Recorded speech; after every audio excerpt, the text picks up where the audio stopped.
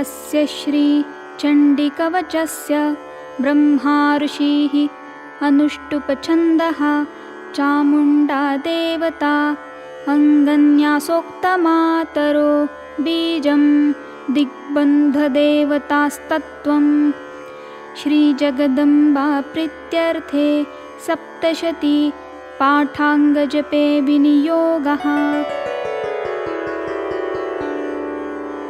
ॐ नमश्चण्डिकायै। ॐ मार्कण्डेय उवाच। ॐ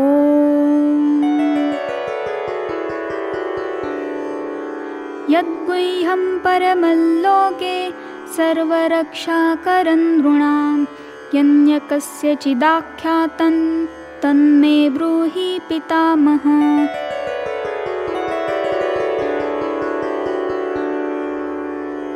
ब्रह्म उवाच। अस्ति गुह्यतमं विप्र सर्वभूतोपकारकं देव्यास्तु कवचं पुण्यं तच्छृणुष्व महामुने। प्रथमं शैलपुत्री च द्वितीयं ब्रह्मचारिणी तृतीयै चन्द्रघण्टेति कुष्माण्डेति चतुर्थकम्। पञ्चमं स्कन्दमातेति षष्ठं कात्यायनीति च सप्तमं कालरात्रिश्च महागौरीति चाष्टमम्। नवमं सिद्धिदात्री च नवदुर्गा प्रकीर्तितः उक्तान्येतानि नामानि ब्रह्मणैव महात्मना। अग्निना दह्यमानस्तु शत्रुमध्ये गतोरणे विषमे दुर्गमे चैव भयार्ताः शरणं गताः। न तेषां जायते किञ्चित् अशुभौ रणसङ्कटे नापदन्तस्य पश्यामि शोकदुःखभयं नहि। यैस्तु भक्त्या स्मृता नूनं तेषां सिद्धिप्रजायते ये त्वां स्मरन्ति देवेशि रक्षसे तान् न संशयः। प्रेतसंस्था तु चामुण्डा वाराही महिषासना ऐन्द्री गजसमारूढा वैष्णवी गरुडासना। माहेश्वरी वृषारूढा कौमारी शिखिवाहना लक्ष्मी पद्मासना देवी पद्महस्ता हरिप्रिया।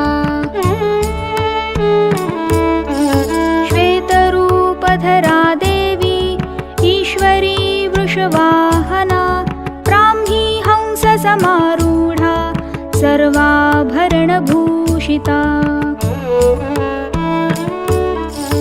इत्येता मातरः सर्वाः सर्वयोगसमन्विताः नानाभरणशोभाढ्या नानारत्नोपशोभिताः।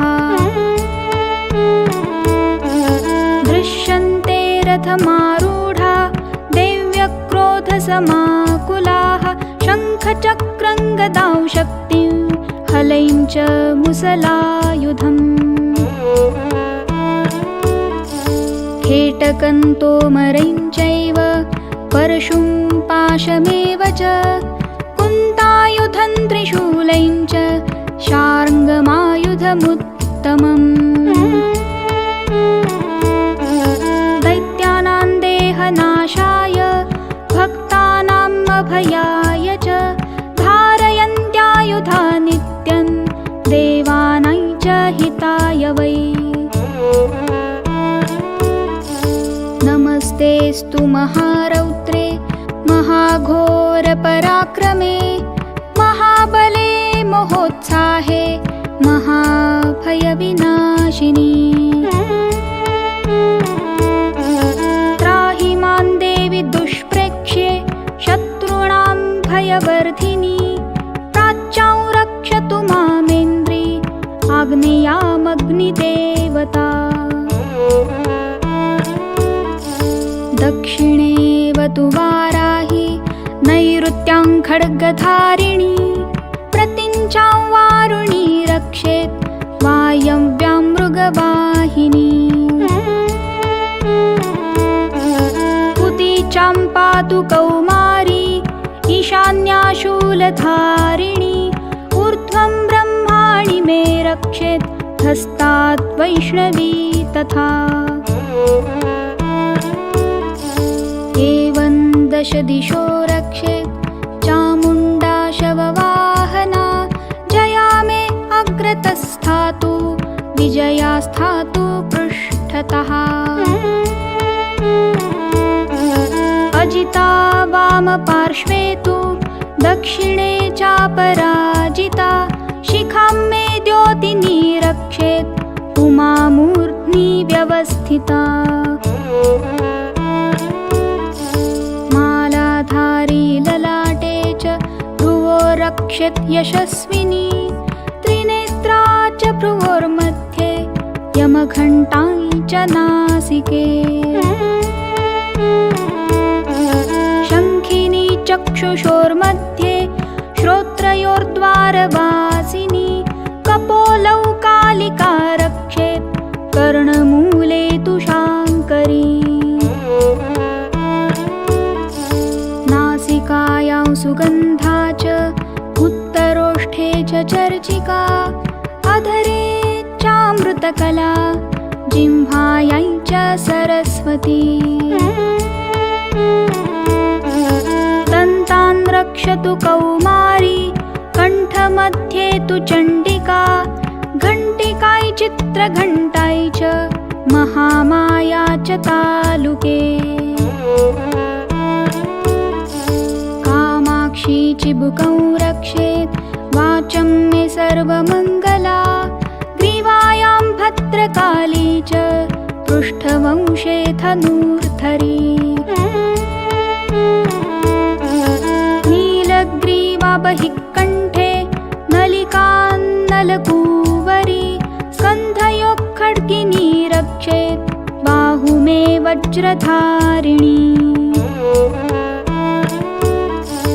हस्तयोर्दण्डिनी रक्षेत् अम्बिका चाङ्गुलिस्तथा नखाय शूलेश्वरी रक्षेत् कुक्षो रक्षेत् कुलेश्वरी स्तनौ रक्षेन्महादेवी मनश्शोकविनाशिनी हृदये ललिता देवी उदरे शूलधारिणी नाभौ च कामिनी रक्षेत् गुह्यं गुह्येश्वरी तथा पूतना कामिका मेढ्रं गुदे महिषवाहिनी कट्यां भगवती रक्षेत् जानुनी विन्ध्यवासिनी जङ्गे महाबला प्रोक्ता सर्वकामप्रदायिनी गुल्फयोर्नारसिंही च पादौ चामिततेजसी पादाङ्गुलीषु श्रीरक्षेत् पादाधस्तलवासिनी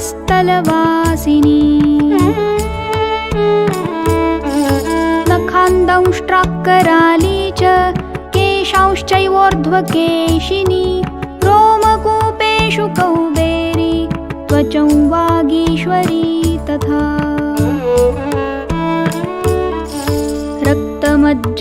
रक्तमज्जावसामांसान् अस्थिमेदांसि पार्वती अन्त्राणि कालरात्रिश्च पित्तै च मुकुटेश्वरी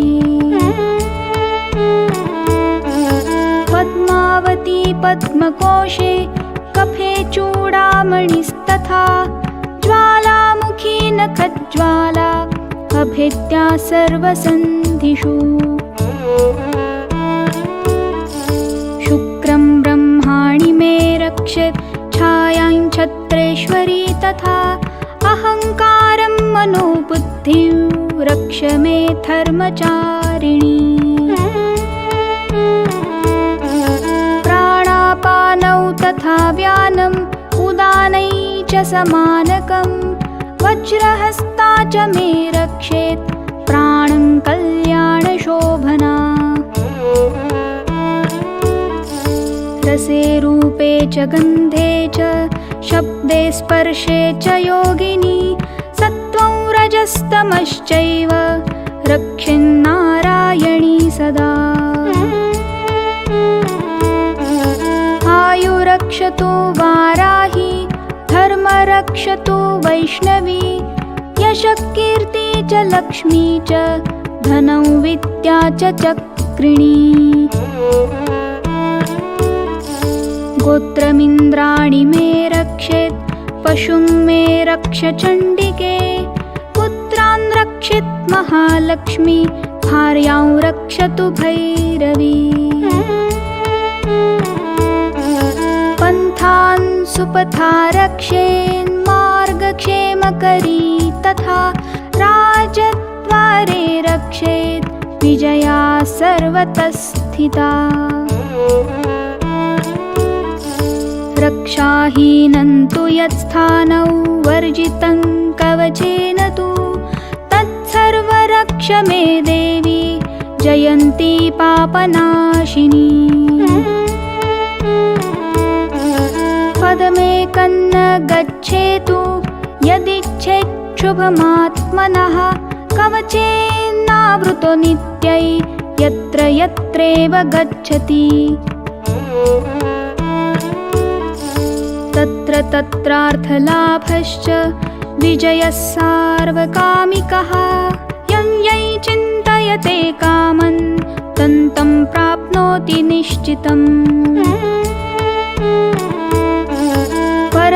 परमैश्वर्यमतुलं प्राप्स्यते भूतले पुमान् निर्भयो जायते मर्त्यः सङ्ग्रामेष्वपराजितः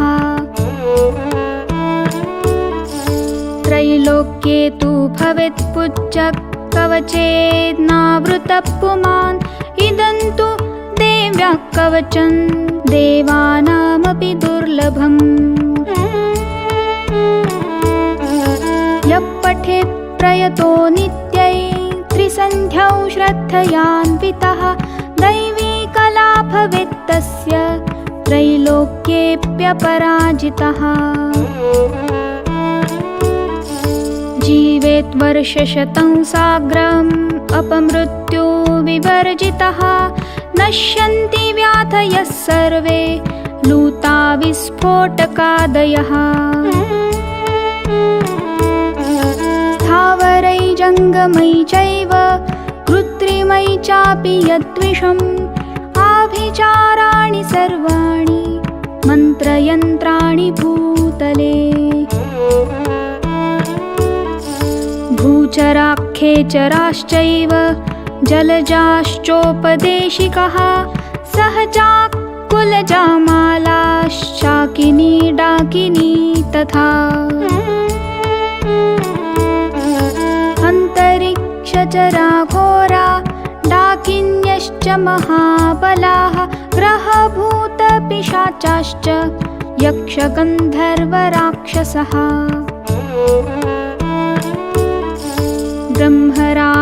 ब्रह्मराक्षसवेतालाः कुष्माण्डा भैरवादयः नश्यन्ति दर्शनात् तस्य कवचे हृदि संस्थिते मानोन्नतिर्भवेद्राज्ञ स्तेजोवृद्धिकरं परं यशसा वर्धते सोऽपि कीर्तिमण्डितभूतले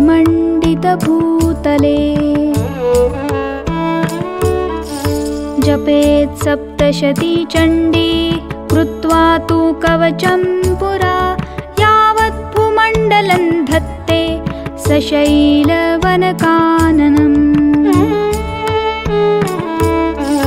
तावत् तिष्ठति मेदिन्यां सन्ततिपुत्रपौत्रिकी देहान्ते परमौ स्थानै यत्सुरैरपि दुर्लभम्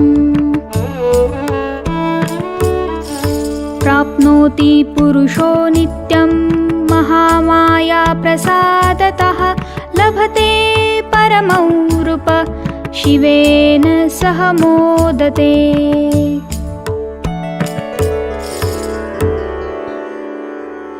इति वाराहपुराणे हरिहरब्रह्मविरचितं देव्याः कवचम्।